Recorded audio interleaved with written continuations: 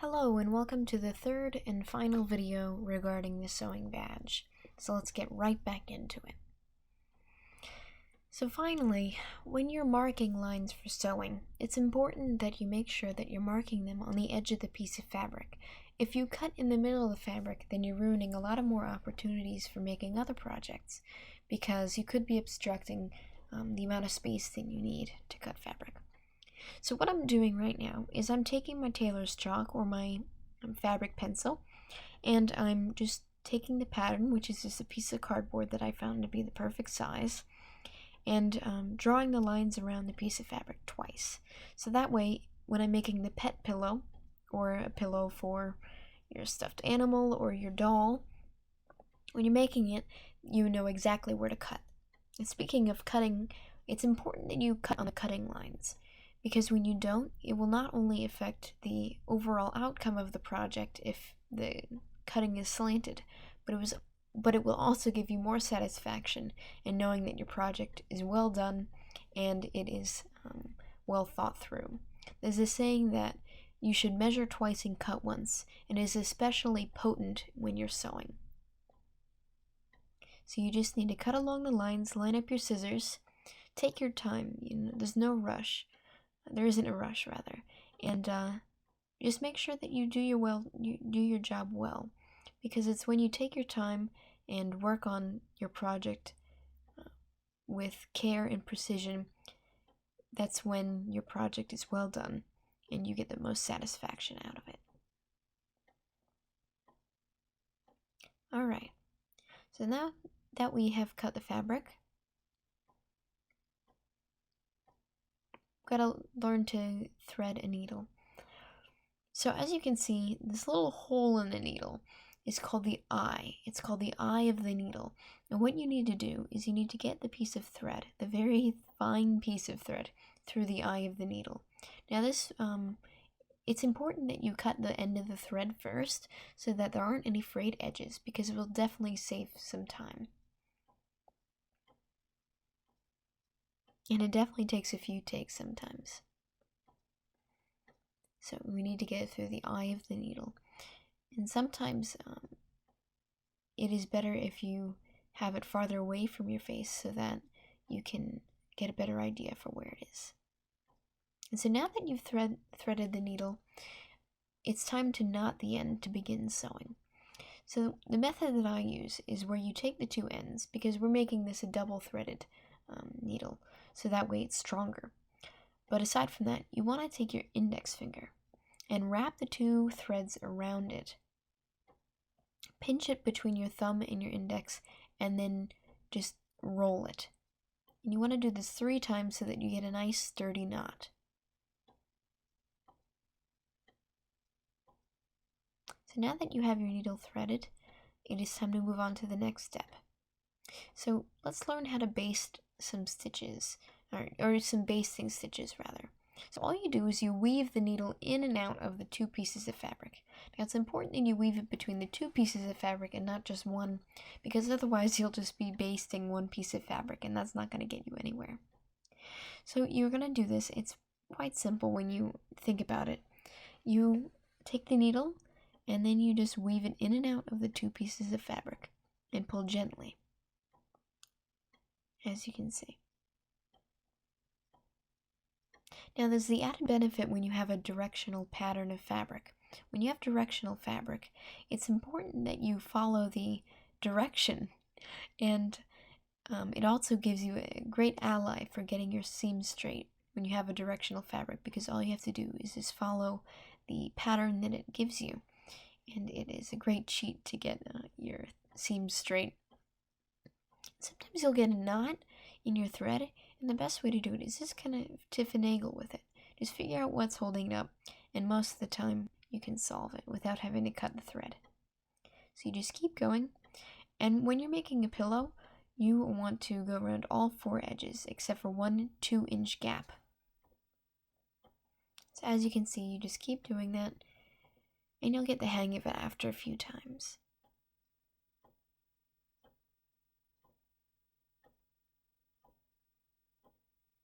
As you can see, you don't want to let the fabric gather when you're pulling your thread.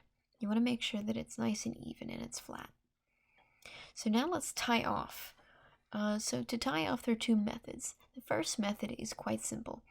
You take the needle and you make a loop with the thread. As you can see right here, you make a loop and then you put the needle through that loop, like that. Then you're going to put your index finger right over the spot where you want it to be. So that way the knot ties right directly above the spot where you just finished sewing, and it'll give you a nice close knot. Once again, you're going to want to do this 3 times so that you get a nice strong knot. So that's the second time. Make sure that it's as close as possible to the base. And that's the third time rather. And yeah, you just cut it off. So there's another way though. When you have a little bit of less thread, than you would like, there's a second way to do it. And just case in point about the directional fabric, when you don't follow it, look how slanted the lines get. But when you do, it becomes much easier. So you cut the thread, and then you take the 2 ends, and you pull them, and then you just knot it like you would 2 pieces of string, but you do it with the thread. So you do it once, and then you do it a second time,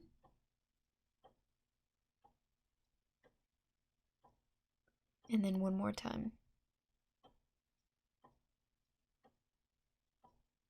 And then as usual, you just cut it close to the edge, but without cutting the knot. You want to make sure that you don't cut the knot, otherwise you'll have to redo that part. Alright, so let's learn about sewing buttons. Now, you have decorative buttons, but right now we're going to focus on just a standard 2-hole button. So what you do is you knot your thread. Of course, you thread your needle, you knot the thread, and then you start from the bottom and put the needle through one of the holes. Then you go across to the next hole that's diagonal. So if you were sewing a 4-hole button, you would go diagonally and you wouldn't go side to side. And so you just keep doing this until it's taut and it's very tight and strong. It's important that your buttons are strong because buttons go through a lot of wear and tear, and if they aren't, then your buttons will easily fall off and you'll be constantly having to repair that. So let's say these stitches are not good, which they aren't, and you can always tell if your stitches are nice if you take them out. But I see that these stitches that I did aren't very nice, so I want to take them out and retry. So what I'm going to do is I'm going to take my seam ripper and start at the base. So you're going to start where you knotted off. You want to basically trim off that knot, and then you're going to take your seam ripper and rip it, and there you go. And then you just keep doing that until you're done ripping the seams, and then you can restart. Now, as you can see, these seams are coming out really easily, so you can tell that my seams are not done well.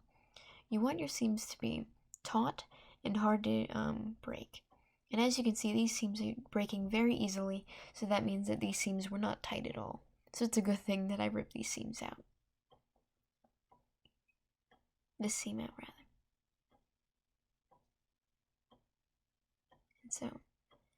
And that is the last one.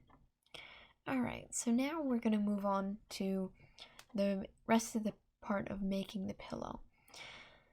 So as you can see, I've sewed around all 4 edges of this pattern, and now I'm just going to tie it off like before. I left about a 1 inch to 2 inch gap left. You tie it off.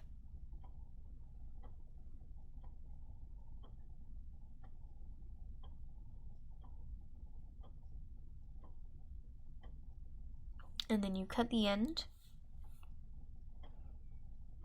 And now we're going to turn this inside out. Because when you are sewing, you don't want to see the stitches that you made. You want them to be invisible. And the best way of knowing if your work was done well is if you can't see the seams when you turn a project inside out. If the seams are loose and uneven, then you will definitely see the seams because they will show very easily under any amount of stress. So as you can see, I have turned the project inside out so that you see the pretty side. And now it's time to stuff it. So what you do is very simple. You just take some stuffing, or you can cut up some old pieces of fabric, that works just as well, and put it into the pillowcase. So you just stuff it in, and you get the hang of it once you put in the first bit. Sometimes it's a little bit difficult just to get it in the first bit, but after a little bit you get the hang of it. So now that I've stuffed the pillow to my desired amount, since this is for my cat, I'm just going to add a little bit of catnip just to give it that little extra bit.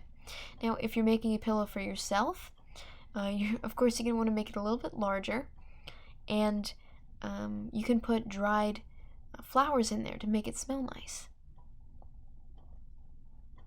So I'm just putting a bit of a quarter teaspoon of catnip in here for my cat, and just to make it smell nice. And yeah. So I'm going to open the package, put a quarter teaspoon of catnip into the pillowcase, or the pillow rather.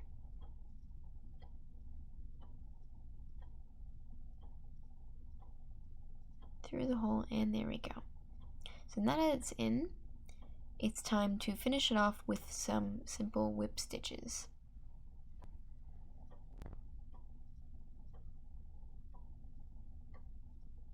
So I've got my needle and thread. So it's time to unravel some more thread. Now, when you're sewing, you usually want to do it in a color that complements the fabric that you're using. Now I'm using a darker color than I normally would, just so that it's clear and you can see the stitches easily. But in other cases you would normally use, for this, like for instance for this fabric, you would use light blue or a very creamy white, depending on the fabric that you're using. But you just really want to match the fabric that you have with the thread. So when you're whip stitching, closed a hole in one of your things, you want it to not show any of the ends that you have. So what you're going to do is you're going to fold over the edge so that you don't see the raw edges. That's what they're called. So when you cut a piece of fabric, the raw edge is the piece where it's likely to fray. So you're just going to tuck those in so that you don't see them. And sometimes you can iron them if you have a parent's guidance and permission. Just iron it so that it makes it a lot easier. But you can also do it without it, like I'm doing. So whip stitch. You start from the back of the project. So you start on the back of the seam that you're trying to do. And it's very similar to the name because it's kind of like a whip. So you pull it through, and then you just pull the seam taut. Now you must be careful though when you're starting with whip stitching, because a lot of times, and very often, it will hook around the edge of the fabric that you're sewing, and you want to make sure that it doesn't do that, because it will ruin the structural integrity and give it a weird look on the corner. So you just keep doing that, and then you want to kind of direct your needle in the direction that you want it to go. So if you want it to go right, make the needle go to the right of the grain. If you want it to go left, you make your needle go to the left, and that way you have nice whip stitches. This is a very easy way to sew closed and opening. Thank you for watching this third and final video for the sewing badge. I hope you enjoyed learning about sewing with me, and I hope you'll enjoy receiving your badge. For information regarding how you need to earn this badge, it's all in the information box down below, and will tell you everything you need to know to demonstrate your proficiency in sewing. It's been a pleasure making this series, and I hope you enjoyed watching it as much as I did creating it.